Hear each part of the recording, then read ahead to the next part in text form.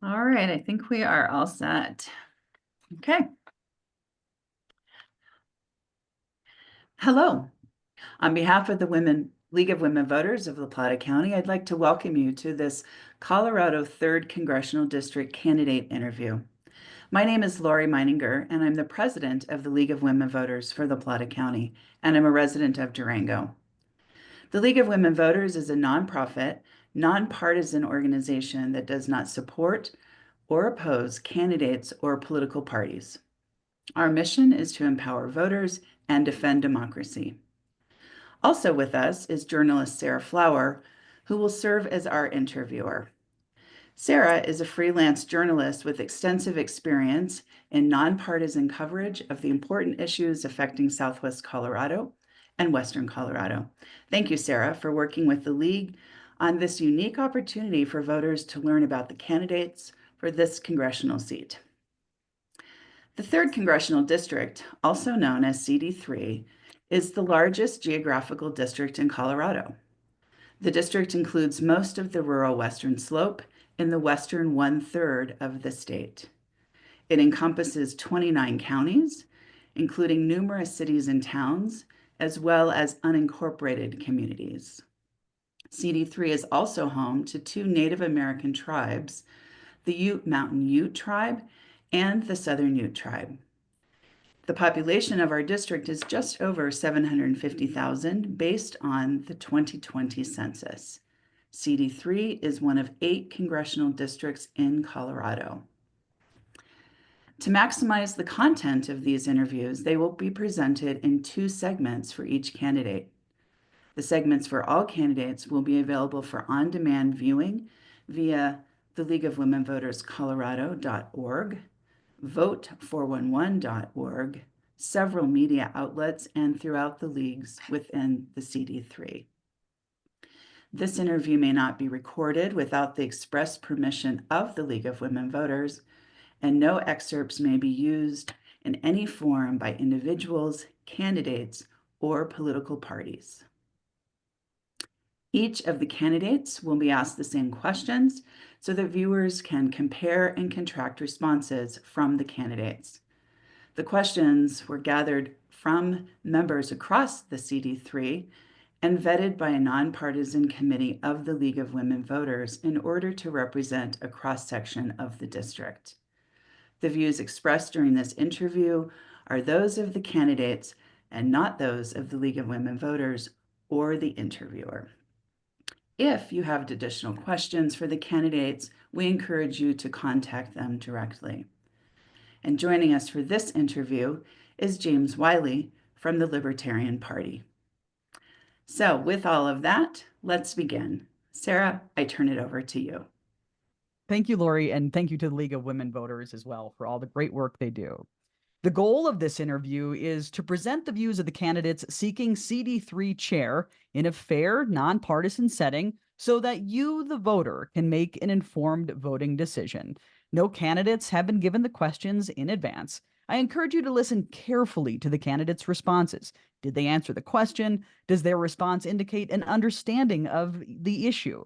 Each candidate will be given 2 minutes to answer each question. In addition, we have a set of yes or no lightning round questions. For the lightning round, candidates will be allowed 1 sentence of explanation. Candidates will have 3 minutes to answer our final question as a closing statement. James Wiley, let's begin. Question 1. In the current presidential race, both candidates are proposing strategies for reducing the rising cost of living. What specific ideas do you propose, James, that Congress could act on to help residents of CD3 and the country cope with rising costs? You have 2 minutes. Thank you so much for the opportunity. Really excited to be able to speak with you guys. As it concerns the rising cost of living, the first thing we need to look at is Jekyll Island and the establishment of the Federal Reserve about 100 years ago, at the same time that the League of Women Voters was advocating for the rights of citizens. And it's the Federal Reserve that is a very insidious taxation on the people by the inflation that's taking place. Of course, the federal government taxes the individuals directly. What they don't realize is the printing of money and the selling of treasury bonds is a secondary mode of taxation against the people that is much more insidious. And it's anybody who attempts to hold value within their bank accounts or in any dollar-denominated securities that is losing the value of those securities to the inflation that's taking place in our country. So the number one thing we need to do, according to Ron Paul, is abolish the Fed and go back and make sure that all private banks that tend to establish themselves in any country around the world are exposed for the purposes of printing money. We do no longer have a sound currency. We have a currency that's backed by a military, not backed by gold, not backed by any kind of real value. And as the Federal Reserve employees tend to so aggressively declare, they have an unlimited value of money in the Federal Reserve that they're prepared to release. And if you take a finite world, a concrete world, and you divide that by infinity, you get zero. And so that's the value our dollar is headed to. And the number one way that we can help the working class, the middle class, all Americans is by abolishing the Fed. Right. Question 2, in the same vein with rising costs, affordable housing is a huge problem for residents of Colorado and across the country. Is there a role for the federal government in establishing programs for income qualified home buyers and renters, creating affordable housing tax incentives for home builders, and or imposing tax penalties for non-resident owners? I think it's absolutely imperative that we abolish all influence of the federal government. My detailed plan on jamesforpeace.com regarding the housing department of the federal government includes eliminating that department entirely and all the interference that it imposes upon the construction of new properties, upon the rental opportunities that people have. We have an example of a libertarian success in Argentina where all rent controls were abolished within the country and the cost of rent dropped by 50%. If we want to make housing affordable, we need to limit the restrictions on the opportunity to provide housing to people through the private market. The government, of course, can only be a malicious figure in this picture. Question 3. The Inflation Reduction Act was a good first step towards addressing the climate crisis. What do you see, James, as Congress's next step to continue addressing the climate crisis and reducing global warming gases from being emitted and the negative impacts felt by farmers and ranchers? When you say Inflation Reduction Act, unfortunately, that was a piece of legislation that increased the spending in government, increased the issuing of treasury debt by the federal government, which increases inflation. So it achieved the opposite, as so much of government action tends to do from the form that it's named in. So that's the first thing we need to recognize, that that action achieved the opposite of what it was intended as relates to the climate. Unfortunately, the government's role in the destruction of our climate is paramount to recognize that the military is the number one polluter in the entire world, the U.S. military. And until we start to eliminate the departments of the government, including the federal military, and return to the militias where our American country was founded on for our protection, both domestically and at the border, we are in a bad situation. The best way to improve the climate environment is to eliminate the immunity that's granted by corporations, by the federal government to corporations who they're in bed with, to be able to pollute without consequence. And the protections that the federal government has put in place has prevented civil rights class actions and environmental class actions against major polluters. For example, in the nuclear industry, that would be a safe industry. It would be an industry that wouldn't pollute our local environments if the federal government and state governments would remove the immunities granted to these organizations, and they are able to get away with that because they're paralleling the immunities granted to the carbon industry at the same time. The oil and gas industry gets so much incentive and so much tax breaks and everything else from the federal government and state governments. If we eliminate these preferences and make it a fair playing field for all partners, all corporations and all individuals, I think we'll find that in a highly litigious society, without government interference, we'll be able to advocate for the rights of the people and the environment at the same time.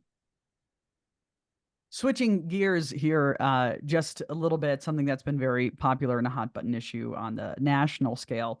Um, Given that no new immigration reforms have been enacted by Congress in many years, if elected, James, what would you specifically advocate for or against to address immigration reform? You've got 2 minutes. I think it should be a highly competitive process. We should be letting billions of people into the country every year, but we should do it through a merit-based process. We need to deploy a National Guard and militias along the southern border to prevent the sweep of criminal activity that's raiding our state and our nation from criminals being exported from other countries into the United States for the purpose of essentially accomplishing a total rebuilding of the nation, something that took place in Rome over 2,000 years ago. That's a really important example that we look to. But we need more people in this country. Our birth rate's collapsing as a result of the absolute genocide of babies in this country. We need prepare a mode to be able to replace that generation. And maybe some of that population can come from other countries, but it needs to be a moral population, a dedicated population, a hardworking population.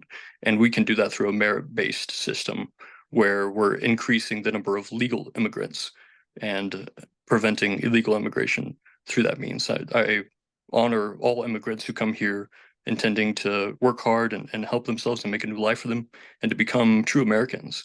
And I think that's an amazing opportunity, and I want to expand that opportunity as opposed to granting people who break the law and come here illegally special privileges, but penalizing those who go through the process. And I had a friend who was just telling me it cost him $40,000 to become a citizen of the United States of America, where we were all telling him you should have just gone across the border illegally. And at the moment he goes to get a driver's license, they're telling him he needs half a dozen different proofs of his identity.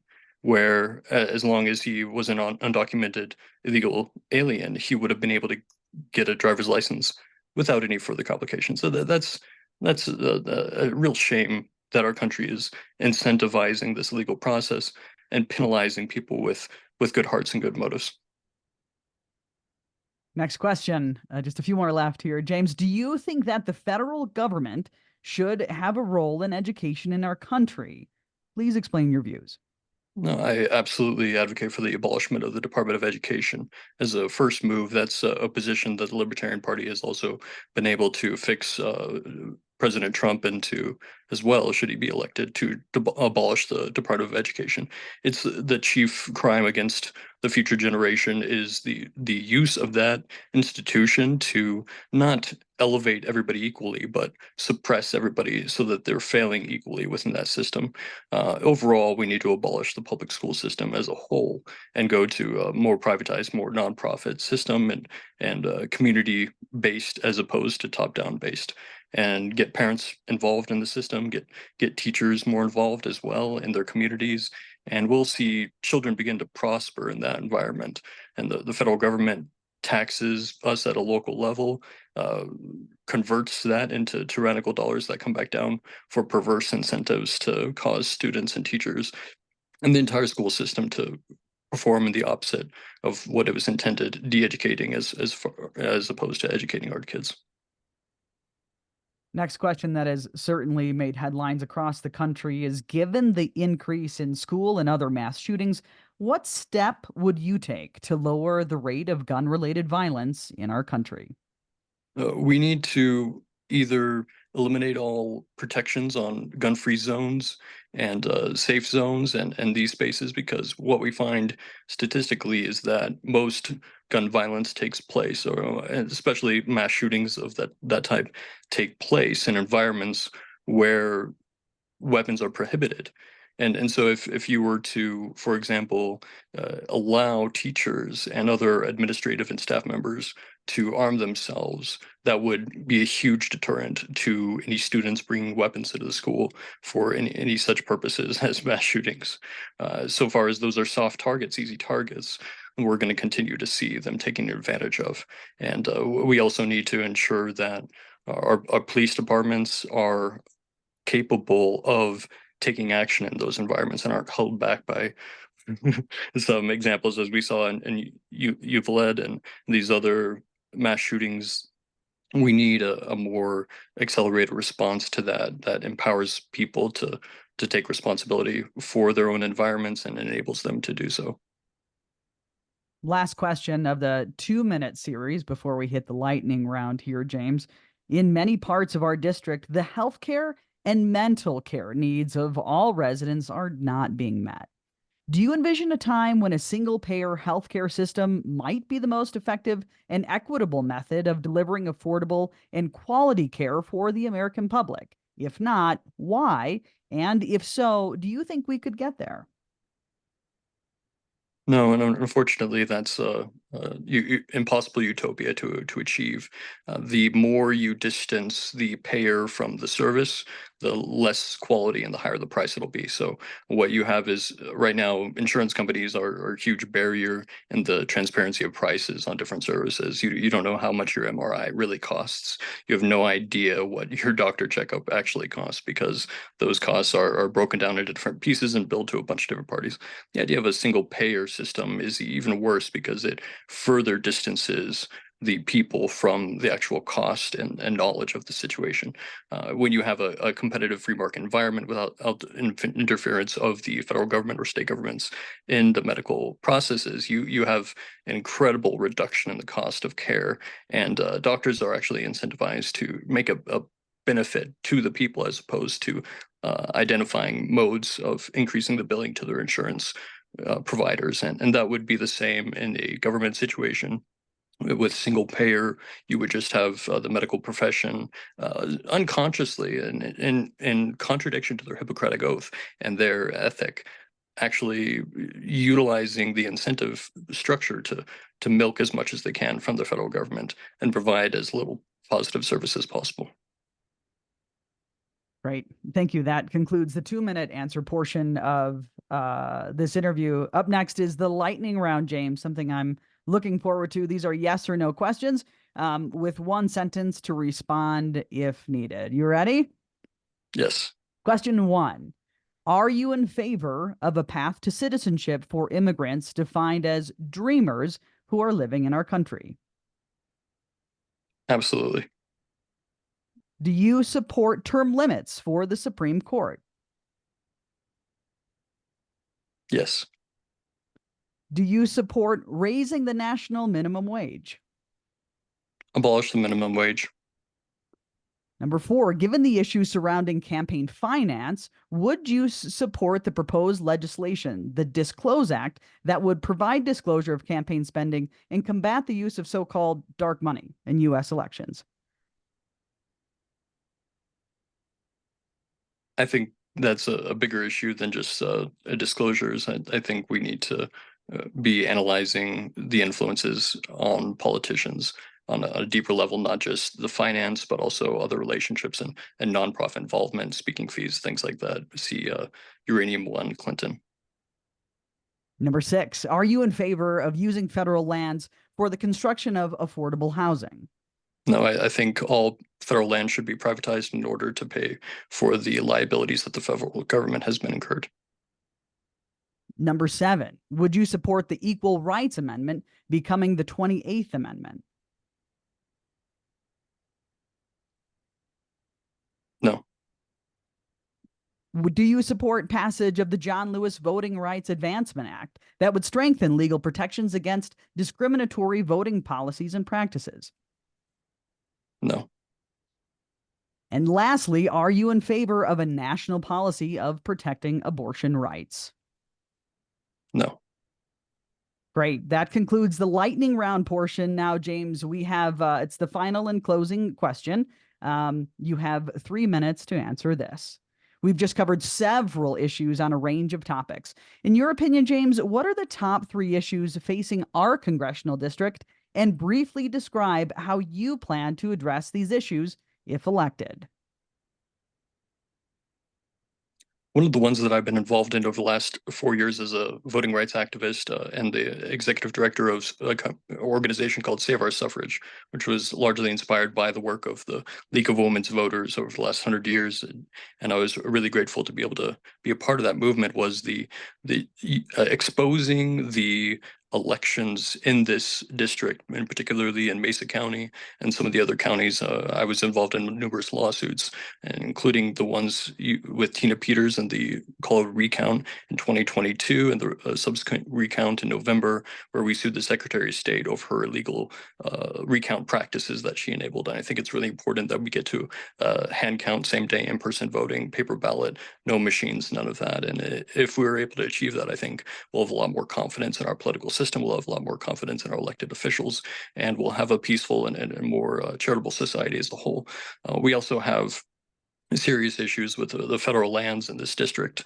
Colorado is owned largely by the federal government and even the state government, and our district in particular with all the mountain areas. And we need to be ensuring that those are in safe hands, in the hands of private citizens and not the federal government, who is a very abusive and violent entity as a whole. We also need to ensure that we're dealing with the issue of immigration and allowing hardworking, good people to come to this country and work hard and be documented and pay taxes and build a family and have the dignity and respect that any citizen and immigrant would have. And that's not being afforded to the people who have a desire to come to this country, because the only viable pathway for them to arrive here is illegally through the southern border, and that needs to change, because that population is the most vulnerable of all. They're the least likely to call the police if something goes wrong, because they're afraid of being deported, and so they're taken advantage of by cartel, particularly the Sinaloa cartel, who has major influence not only in Arizona and up through Utah, but also into Colorado, and of course with the money laundering that's taking place and the trafficking of drugs and humans and children and all of these things into our country as part of a scheme to circulate money back into the and launder it into the financial system for foreign investment into China, who is providing the fentanyl off the coast of Mexico, which is being acquired by the drug cartels and then made into pills and brought into our country. So we see zombies leaning over with their heads at their ankles all across the state, and not just in Denver, but also in our district here and in different towns, little towns. And it's shocking to see this basically the revenge of the Chinese for the opium wars over 100 years ago is taking place now within the United States, and that's a huge concern for the district and for the nation as a whole. And in Congress, I'll fight to eliminate that influence and that tyranny over our people. Thank you, James Wiley, representing the Libertarian Party for Congressional District 3 here in the upcoming election in November. I appreciate you taking the time to meet today. I'm Sarah Flower, and thank you to the League of Women Voters again for hosting these candidate spotlights and the ability for voters across the state to educate themselves. Lori?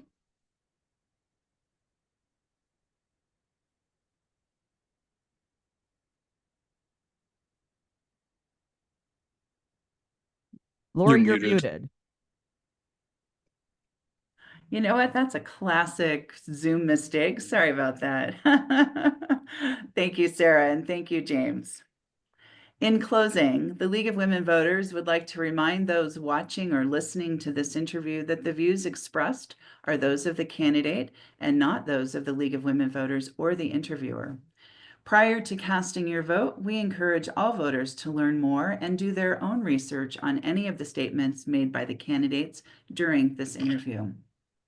To find out more about the candidates' positions on issues, we recommend that you visit vote411.org, ballotpedia.org, the League of Women Voters of Colorado.org, and the websites of your local chapter of the League of Women Voters.